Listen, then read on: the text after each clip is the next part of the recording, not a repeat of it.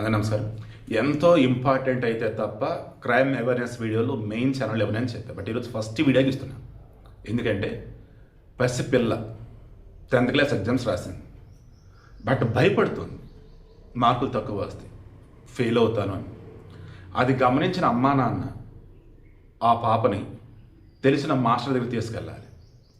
ఏమ్మా మీ question paper ఒకసారి ఇయ్యమ్మా అని అడిగి అందులో ఉన్న ఆ అమ్మాయిని అడిగితే చెప్తుంది.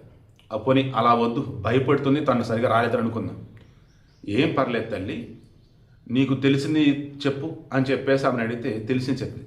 ఈ మాత్రం తెలిస్తే చాలమ్మా, నువ్వు సూపర్ రాసి ఉంటావు, ఏం పర్లేదు, రిజల్ట్స్ రాని చూసుకుందాం, ఖచ్చితంగా నువ్వు పాస్ అవుతావు, మంచి మార్కులే వస్తాయి. ఇలా అమ్మా నాన్న చెప్పొచ్చు, తెలిసిన వాళ్ళు చెప్పొచ్చు, మాస్టర్ చెప్పచ్చు, ఎవరైనా చెప్పొచ్చు. అప్పుడు ఒక ధైర్యం అనేది వచ్చింది. వాళ్ళు ఇంకా భయపడుతున్నారు.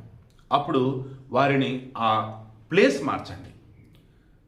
సమ్మర్ హాలిడేస్ కదా, అమ్మమ్మల ఇంటికి పంపండి, మామయ్యల ఇంటికి పంపించండి, లేదా ఫ్యామిలీ అంతా ఏదైనా పుణ్యక్షేత్రాలకు వెళ్ళండి. మేము పేదవాళ్ళు ఎటు వెళ్ళలేము అంటారా? దాన్ని మీతో కూడా పనికి తీసుకెళ్ళండి, లేదా మీతో కూడా సరదాగా బయటికి తీసుకెళ్ళండి. ఒంటరిగా ఉండనివ్వకండి. అన్యాయంగా మొన్న 24వ తారీఖున మన మెదక్ జిల్లా పాపన్నపేట మండలం పోర్చినపల్లి తండా చెందినటువంటి భానోత్ సాయి ప్రియ, వయసు 17 సంవత్సరాలు, కొత్తపల్లి ఉన్నత పాఠశాలలో 10th క్లాస్ మన ఎగ్జామ్స్ రాసింది. ఎంత భయపడిందంటే నేను ఫెయిల్ అవుతా, లైక్ ఆ పిల్లని వాళ్ళ ఫ్రెండ్స్ సర్కిల్ ఎవరో భయపెట్టి ఉండాలి, లేదా ఆ అమ్మాయికి భయమైనా వేసి ఉండాలి. బట్ ఆ పిల్లకి ఎంత భయం వేసిందంటే ఇంట్లో వాళ్ళకి చెప్తే ఇంట్లో అన్నారు, ఊరుకో బిడ్డ, పరీక్ష రాసావు కదా, మార్కులు వస్తాయిలే అమ్మా అంటూ రేపు రిజల్ట్స్ వచ్చాక మాట్లాడుకుందాం అని కూడా చెప్పారట. పాపం వాళ్ళు ఎంత చెప్పినా మరి ఈ పిల్లకి పాపం ధైర్యం రాల.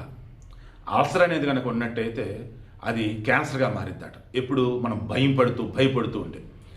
అదే క్యాన్సర్ కనుక ఉన్నా కానీ నాకేం కాదులే అన్నట్టుగా ఉంటే ట్రీట్మెంట్ తీసుకుంటే తగ్గిపోయిద్దట. సో భయం, దానిని చిన్నప్పటి నుంచి పిల్లల్లో ఉన్నట్టయితే తొలగించండి. పెద్దవారికి కనుక ఉన్నట్టయితే కౌన్సిలింగ్ తీసుకుని దాన్ని పారదోలండి. భయాన్ని పోగొట్టాలంటే, డిప్రెషన్ ఓవర్కమ్ చేయాలంటే నచ్చిన ఫుడ్ తినండి, నచ్చిన ప్లేస్కి వెళ్ళండి, హ్యాపీగా నచ్చిన సినిమా చూడండి, ఒంటరిగా మాత్రం అసలు ఉండకండి, ప్రశాంతంగా ఉండడానికి ట్రై చేయండి. It's my sincere request. అన్యాయంగా పాపం ఆ బిడ్డ మొన్న 24వ తారీఖున చనిపోయింది. ఈరోజు మార్కులు ఎన్నో తెలుసండి, 480. నాకు 10thలో 450. ఈరోజు మార్కులు చూస్తూ ఉంటే మనకు వచ్చింది అంతే కదా అనిపిస్తుంది. కానీ అప్పట్లో మాకు అవి ఎక్కువ. నాది మా హై స్కూల్, నేను మ్యాథ్స్ ఫస్ట్ 94 నాది. సో నేనేం చెప్తాను ఇప్పుడు, ఒకప్పుడు మార్కులు అంటే ఫస్ట్ క్లాస్ వస్తే సూపర్ 360, 450 దాటితే అబ్బబ్బా అల్టిమేట్. ఇప్పుడు 500 దాటినా సరే అంతంత మాత్రం అన్నారు. కానీ గవర్నమెంట్ స్కూల్లో చదువుకునే వాళ్ళు ఎక్సలెంట్గా మార్కులు వస్తున్నాయి ఈ మధ్య. అలా 480 మార్కులు ఏమికి వచ్చాడు, చాలా బాగా వచ్చినట్టు. డిస్టింక్షన్ అండి. 48 కదా, అంటే 80% వచ్చింది.